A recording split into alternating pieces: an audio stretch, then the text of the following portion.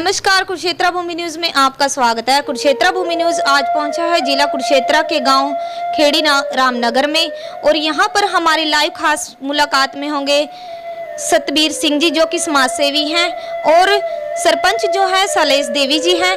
तो सतबीर सिंह जी से हम जानकारी लेंगे कि इनके कार्यकाल को कितना समय हो चुका है और इन्होंने अपने कार्यकाल में आज तक क्या क्या विकास कार्य किए हैं। हाँ जी, नमस्कार सर।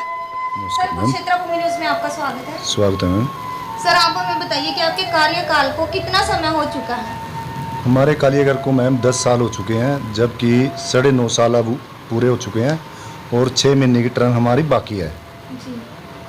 10 साल हो चुके हैं। तो सर, आपने अभी तक अपने कार्यकाल में कौन कौन से विकास कार्य किए हैं।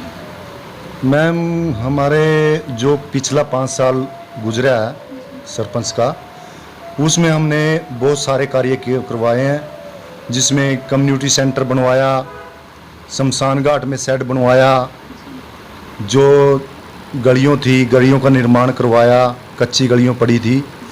और हमारे गांव में कुछ डेरे पड़ते हैं, 3-4 डेरे हैं, तो उनमें गलियों कच्ची गलियों की वजह से उनमें ब्लॉक लगवाए गए, उनमें बिजली पानी की निकासी वो सब कुछ करवाया गया है मेरे गांव के अंदर।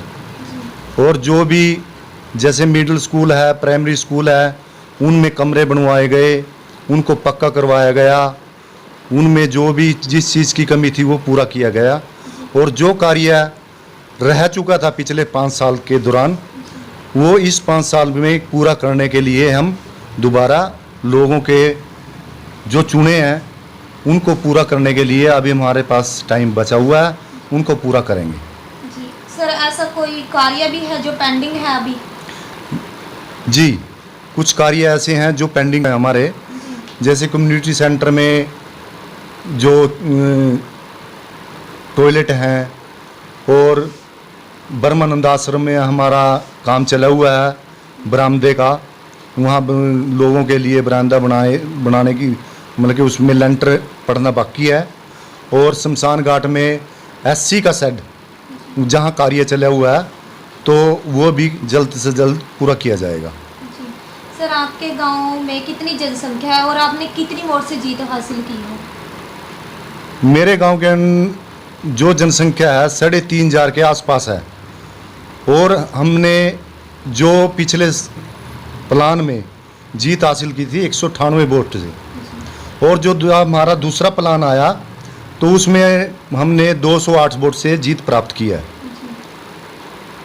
सर, आपके गांव में बीपीएल परिवार कितने हैं सर। मेरे गांव में बीपीएल परिवार 300 के आसपास हैं। जी सर, सफाई की क्या व्यवस्था है आपके गांव में। मेरे गांव में सफाई एक स्वीपर है जी।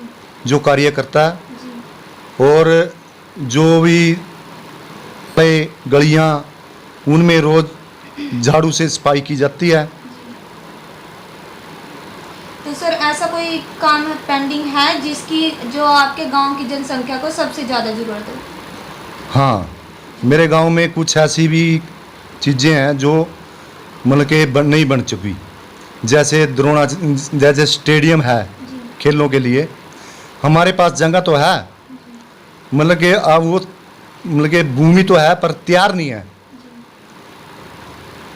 ठीक है सर। कुछ ऐसी चीज़ें हैं जो खेलों को उत्साहित करने के लिए हमारे को जरूरत है, सिर्फ पैसा कम होने के कारण वो चीज़ें अभी बकाया पड़ी है हमारी। जी सर, विकास कार्यों के लिए कितनी ग्रांट आई है आपके पास, और आपकी जो भूमि है पंचायती भूमि है वो कितनी है सर आपके पास। देखिए, हमारे पास पिछले प्लान में 28 एकड़ भूमि थी, जिसमें से हमने 7 एकड़ भूमि नर्सिंग कॉलेज के लिए दी हुई है, जिसमें कार्य चला हुआ है।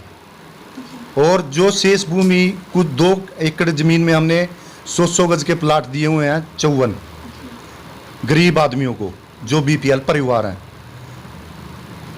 और जो भूमि हमारी बकाया है वो हमारी पट्टे पे चली जाती है, उससे हम गांव का जो गली नाले जो भी बनते हैं वो बनाते हैं। और कुछ हमारे पास शराब के ठेके का पैसा आता है, जो अब की बार 2020 में वो भी नहीं आया हमारे पास। सर, आपके गांव में स्कूल कितने तक का है। हमारे गांव में तक का स्कूल है जो 2 प्राइमरी स्कूल हैं, 1 मिडिल है। सर जैसे कि अभी कोरोना महामारी चली हुई थी तो आपने अपने गांव की जो जनता है उसको कैसे जागरूक किया है सर? देखिए, जो हमारी अब की बार जो 2020 में कोरोना आया, उसको जागरूक करने के लिए हमने लोगों को समझाया और हम मिनादी करवाई मंदिर में, जो माइक के साथ, भाई आप घर से बाहर ना निकलिए।